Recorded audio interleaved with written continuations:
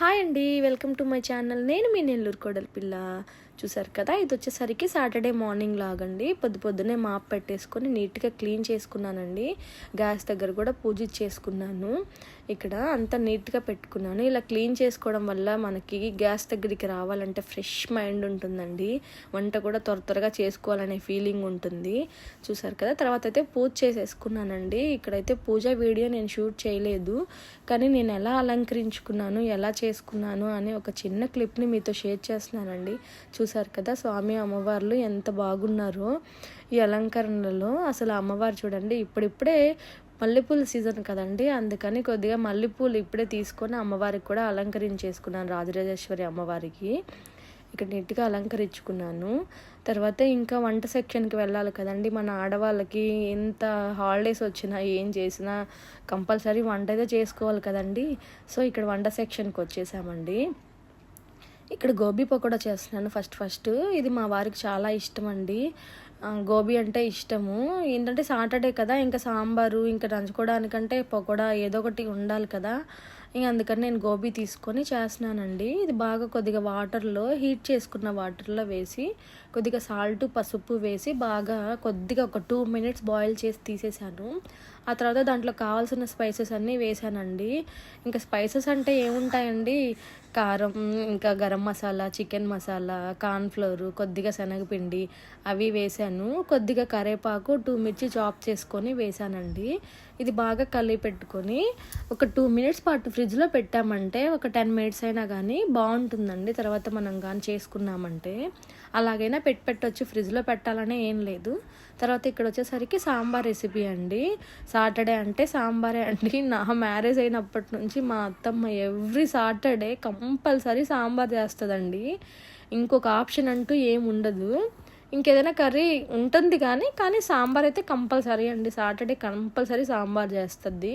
ఈరోజు కూడా మా అత్తమ్మే సాంబార్ చేస్తుందండి. సాంబారు చూసారు కదా, ఇక్కడ ఆనియన్స్ టమాటాస్ బాగా హీట్ చేసుకుంటున్నాము, మగ్గనిచ్చేసింది.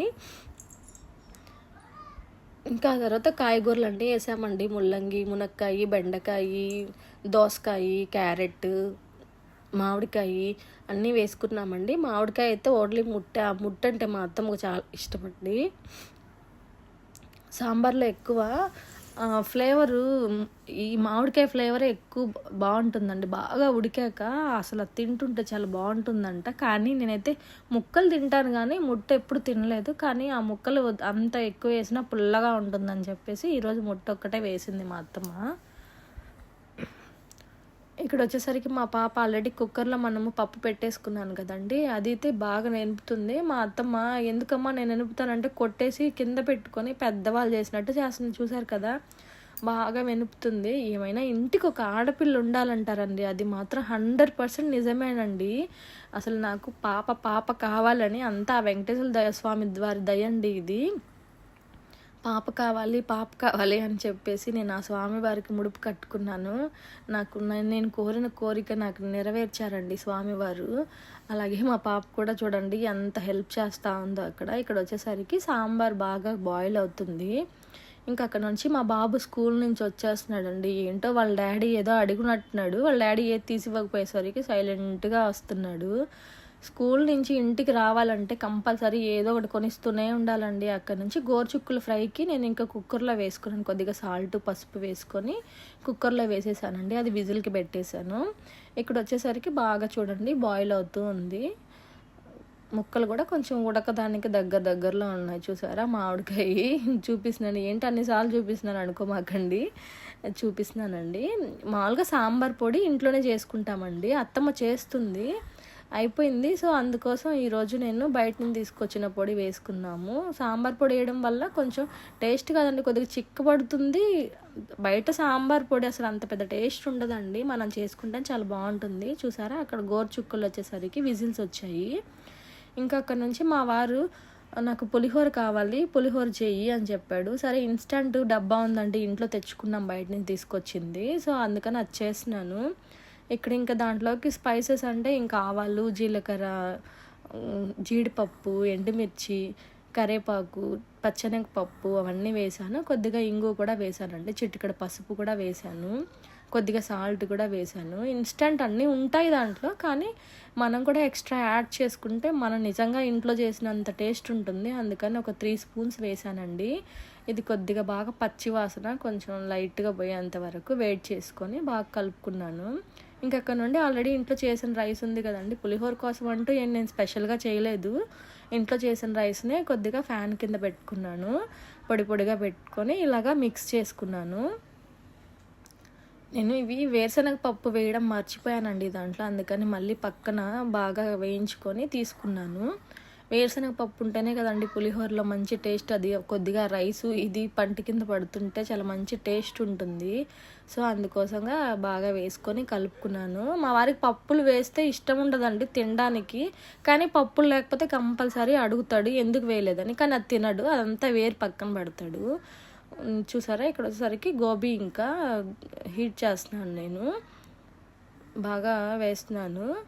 చూసారా కలర్ అయితే ఎక్కువ వేసుకోలేదండి, కలర్ అసలు ఆరోగ్యానికి పెద్ద మంచిదేం కాదు, కానీ అది వేసుకుంటే కొంచెం కలర్ఫుల్గా ఉంటుందని చెప్పి వేస్తున్నాను. మా వారికి అయితే కలర్ఫుల్గా ఉండాలండి, అది టేస్ట్ ఉన్నా లేకపోయినా కంపల్సరీ చూడడానికి కలర్ఫుల్గా ఉంటేనే ఫస్ట్ అది తీసుకుంటాడు. తర్వాత ఇంకా అది ఇష్టం లేదు అంటే, టేస్ట్ బాగాలేదన్నాడు అంటే నిలవన అక్కడే పెట్టేస్తాడు, ఎంత కష్టపడి చేసినా కూడా అది తినడు.